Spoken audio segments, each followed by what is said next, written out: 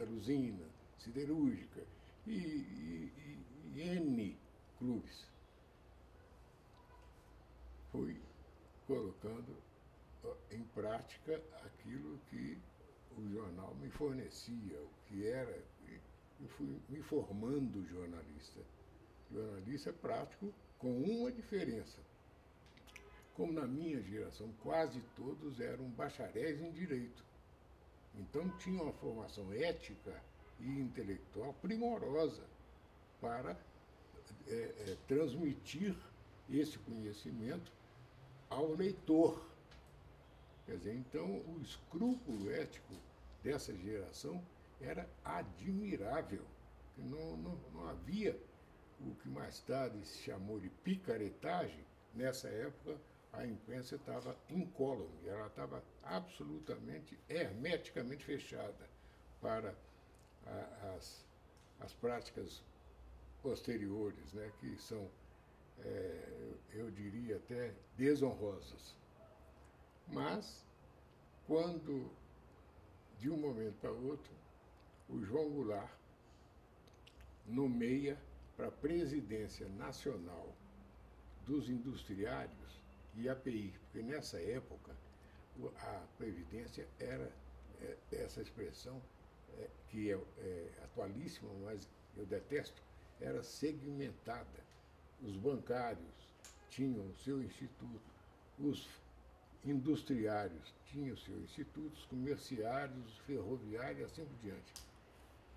Pois bem, então eu tinha muita intimidade até de colaboração com ele, de um deputado estadual, ex-prefeito de Itabirito e íntimo amigo do meu irmão médico Antônio Assis de Castro Veado, que clinicou no início da carreira e ficou em Itabirito durante muitos anos. Esse deputado tinha sido prefeito lá, estava como deputado estadual aqui, então eu comecei a prestigiá-lo mesmo, procurando, sugerindo, e até quase que subscrevendo as entrevistas dele. Eram todas comigo, eu que fazia. Ele, de um momento para outro, nomeado presidente nacional do IAPI. O IAPI era dos industriários, era o instituto mais rico da Previdência, mais rico de todos, que construiu Brasília, diga-se de passagem. Quer dizer, ninguém sabe que foi o trabalhador industriário que construiu Brasília com o Juscelino. A ponto, a loucura do Juscelino por Brasília chegou a autorizar ao LOD brasileiro, que era uma empresa aérea do governo, para transportar brita, cimento, janelas, madeira, tudo por avião, para conseguir construir no prazo que ele tinha estabelecido o prazo, que era o mandato dele. Pois bem, então lá vai o Virgílio para o Rio de Janeiro para chefiar o gabinete do presidente do IAPI. Uma tarefa, eu com 20 e poucos anos, à frente de um ministério do poder do IAPI. Graças a Deus, fui bem e me transferi para a Escola Nacional de Direito, da Universidade do Brasil, no Rio de Janeiro. Pronto, aí abre-se uma página importante na minha biografia, que foi a minha aproximação com o maior professor de direito que o Brasil conheceu. Chamava-se Francisco Clementino de Santiago Dantas.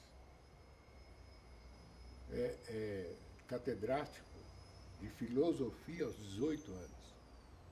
Catedrático de direito civil há tantos anos. Era um fenômeno. Homem que falava, lia e entendia 7 idiomas diferentes. Começamos a conversar depois das aulas e ele já pensava em retornar à vida pública, mas estava com uma dúvida atroz, porque ele tinha convites do Amaral Peixoto para ser governador do estado do Rio. Roberto Silveira, que acabou morrendo de desastre de helicóptero. Benedito Valadares, convidado para ser candidato ao PSD mineiro. E João Goulart, para dar ao PTB uma nova feitura, uma nova visão, para ideologizar o PTB que estava entregue ao Ilaci Pereira Lima e o seu grupo, que eram magníficos políticos, mas sem base cultural. Faltava-lhes essa visão doutrinária do PTB. Santiago, o que faz? Aceita pelo PTB mineiro, influenciado por mim. Não vai nisso nenhuma pretensão. Mas o certo é que as nossas conversas de fim de aula foram convencendo o Santiago que ele tinha uma missão, que era exatamente fazer ressurgir o PTB, naquela época muito criticado pelos pelegos, que diante de hoje eram anjos. Os pelegos da época do PTB eram anjinhos de asa, sem asa, diante do que nós estamos assistindo. Pois bem, então, voltei, depois de mais experiências notáveis, a expulsão de Cuba na Conferência de Chanceler de Punta del Este. O Santiago foi o assombro da conferência. O Departamento de Estado, o chefe do Departamento de Estado, Dean Rusk, ficou na conferência até o último momento, que a diplomacia americana nunca tinha visto. Encantado também com o talento do Santiago. No Rio, o senhor não chegou a trabalhar em nenhum jornal? O senhor foi na... Não, eu trabalhei no O Jornal. No O Jornal? Com Dutel de Andrade, que era secretário particular do Jango. No O Jornal, que naquela época já também meio muito decadente. Além de lecionar, o senhor lecionou nessa universidade onde o senhor se transferiu? Nessa Universidade Nacional? Que eu lecionei? O senhor lecionou? Não. Não. Eu me transferi como aluno. Como aluno? O terceiro ano, terceiro, quarto e quinto. O senhor concluiu lá?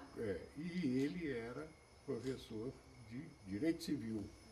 E eu me encantei com o Santiago, a verdade é essa.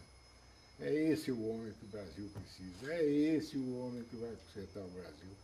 Basta dizer que ministro do exterior, ministro do exterior de Tancredo, não, de Jango, primeiro governo parlamentarista. Chegou em Punta del Este e assombrou a conferência com as ideias, e eu fico, você vê, os meus dramas. Santiago era procurado por todas as delegações dos Estados Unidos, até do Haiti, para você ter uma ideia da influência que ele passou a ter. Além disso, os pronunciamentos dele pareciam assim coisa de alado, de gente de ente que voa, porque ele diz, até o Schmidt falou isso no livro, que ele adivinhava o pensamento dos outros. Era um homem assim, realmente, que Kennedy, para simplificar, John Kennedy. Eu estava na Casa Branca com o embaixador americano brasileiro e um oficial de gabinete do Santiago, e quando o Santiago quis conhecer o John Kennedy. Aí o chefe de Estado falou assim, professor, o senhor não pode nem mandar bem. Os próximos 45 dias estão já ocupados com audiência de manhã até à noite. Assim, não, eu não quero a audiência, eu quero conhecer apenas. É a questão de 5 minutos de cumprimentá-lo e desejar de sucesso, não sei o que e tal. O Dinhos conseguiu os 10 minutos, marcou e nós fomos para lá. Entra o Santiago no gabinete do Kennedy e a luz acendeu na mesma hora, luz vermelha. Aí todo mundo estranhou, porque a apresentação, uma simples apresentação de conhecimento, Não era para ter luz nenhuma, era para entrar e sair logo. 1h20 durou a audiência. O Santiago veio com o Kennedy no braço, dando o braço ao Santiago e levando para o elevador privativo do presidente dos Estados Unidos e mais ninguém. E ao nos ver aquele grupinho conversando, o Kennedy disse literalmente: acabo de conhecer uma das 5 maiores inteligências do século. Quer dizer, isso, então, a mim me faz um bem extraordinário recordar, porque eu me valorizo com isso, de estar participando de... Não é, esse episódio é um dos vários. O reatamento de relações diplomáticas e comerciais com a Rússia. Eu fui uma das 5 pessoas que estavam presentes no ato formal do reatamento com o Santiago Dantas, ministro do Exterior, em Brasília já.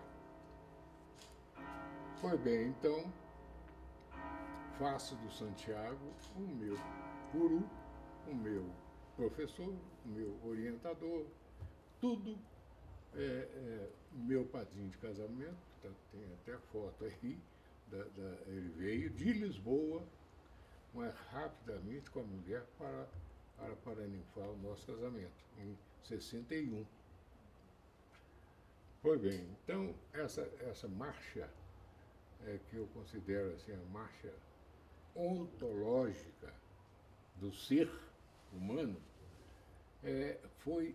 a marcha foi determinada assim por etapas claramente definidas. Eu voltei com a carta do Santiago para os diretores associados aqui, maravilhosa, está nas minhas memórias, no livro. E voltei para o quê? Para a crônica política, como o Santiago tinha sugerido a eles nessa carta. Voltei, portanto, para a reportagem política, já era, né? E eu fiquei 3 anos, praticamente, de licença, mas nunca me ausentei da minha vocação de origem, que era para o jornalismo. Eu acho que eu posso concluir essa parte dizendo a vocês o seguinte: jornalismo era edificante no passado. Jornalismo, nessa época, exigia do profissional uma percussiência espetacular, porque ele tinha que conciliar o interesse do dono, que pagava ele todo mês, e a verdade política. Que não era fácil, porque você, se tiver muito um apreço assim radical pela verdade, você vai contrariar interesses do dono do veículo. Então, é que eu chamo de dar nó em pingo d'água. Agora, seu Virgílio, o senhor, como é que era a relação do senhor com seus colegas de trabalho? O senhor, me parece que viveu uma época em que o senhor teve a oportunidade de conviver com muitos jornalistas proeminentes, vamos dizer assim, e pessoas proeminentes no cenário cultural aqui de Minas Gerais. O que o senhor se lembra que marcou essas relações de trabalho do senhor, além, né, do professor que o senhor Eu no jornalismo mineiro, eu não tive assim, vamos dizer, conselheiro, consultor, não tive. Tudo era papai, em casa. Era solteiro, eu chegando em casa era 2, 3, 4 horas de conversa com o papai, que era um faminto pelos bastidores da política. Ele ficava alterado, mas eu quero que você me conte, e não é isso não, eu quero que você me conte o que está atrás dessa notícia. Mas eu tenho também alguns episódios. A fundação do Centro de Cronistas Políticos de Minas Gerais. Eu fui 10 anos presidente desse centro político. Era formado pelos repórteres de política e de parlamento na Assembleia Legislativa, e tínhamos uma influência tão grande que fizemos seminários de formação política que tinha como local a Assembleia, o Instituto de Educação, quer dizer, que repercutia no país inteiro, porque a gente chamava também os grandes homens de Rio, São Paulo, Brasília, Salvador, Pernambuco, quer dizer, para dar a Minas Gerais o que ela sempre teve até os últimos governadores. Não sei se cito, não devo citar, porque é um depoimento assim para as novas gerações. Mas a partir de determinado momento, Minas Gerais se atolou no brejo da inconcupiscência e da falta de pudor na administração da vida pública. Então, até aí, nós fazíamos esses seminários e foi projetando Minas Gerais. Minas Gerais era o estado líder no Congresso, no Senado, na Câmara, no governo. É bem diferente desse momento que nós estamos vivendo, que você não tem um mineiro no Ministério, nem de Dilma, nem de Temer. Que isso? É uma falência que eu, infelizmente, tenho que denunciar à imprensa de Minas. Porque, ô meu filho, esse é o Virgílio Júnior.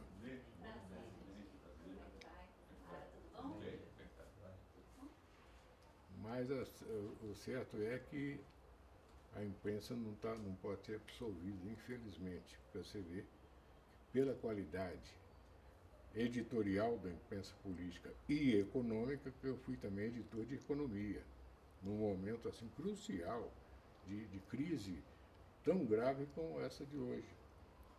Mas não vejo a contribuição da imprensa para a emancipação. Por isso que eu chego a um grau de desilusão, meu caro, que eu não encontro uma pessoa para suceder essa gente. Não tem nem como você fazer semear uma ideia de revolução social se você não tem ninguém. Essas marchas aí de milhões na rua não deu em nada, por quê? Porque não tinha quem que encarnasse aquele ideal e transmitisse.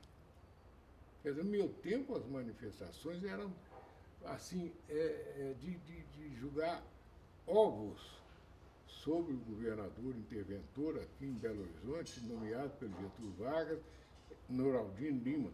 Chegou na Praça da Estação sob a bombardeio de ovos dos estudantes. Então nós tínhamos, eu falo, minhas costas estão curtidas de cacetete de polícia. Isso faz parte do movimento, da manifestação. Agora, tem gente que acha que são inatingíveis, inatacáveis. Quem vai... Enquanto eu brinco com meu filho, enquanto não aparecer um cadáver, gente, pela experiência histórica que eu tenho, nós não vamos dar passo para frente sério nenhum. Tá faltando um cadáver aí. Não consigo localizá-lo, nem aqui, nem aqui outro, em nenhum lugar. Mas com Getúlio foi assim, com o Jango foi assim, com o Juscelino foi assim, com todo mundo que enfrentou um movimento popular com um cadáver, se deu mal. Se deu mal. Então a gente fica pensando, quem no lugar do Temer, que é um pioneiro da revolução, da corrupção, vocês saibam disso. Um sujeito que sempre foi sustentado pelos sindicatos portuários de Santos. Agora, por incrível que pareça, ele e o Covas, você vê, o Covas é endeusado, era considerado um dos homens mais puros da República, e não sei o que foi lá da Secretaria de Educação, e recebeu pancada na cabeça em São Paulo. ele também era um dos homens do propinoduto. O propinoduto é antigo, mas muito antigo, só que não era cracia, entende? Não era sistema de poder. Havia essa influência do poder econômico claramente em todas as eleições que eu participei ou que eu votei. O dinheiro sempre prevaleceu sobre as ideias. Agora, com uma diferença, que a partir do PT, o roubo foi sistematizado como um projeto de poder de 20 e tantos anos. A única diferença que eu vejo entre a crise atual e a crise política, as crises políticas do passado. E por quê? Porque não houve formação, não houve exatamente o que vocês estão pretendendo fazer, não houve uma escola de comunicação que se voltasse com todas as forças para a discussão do problema, do impasse, do drama nacional. Ninguém se dispõe a debater isso por falta exatamente de apoio, de base. Pois bem, então você vai me informar, mas se você teve alguma... Você quer dar uma paradinha para tomar água, seu bicho? Você deve estar com a boca seca aí. Não, você...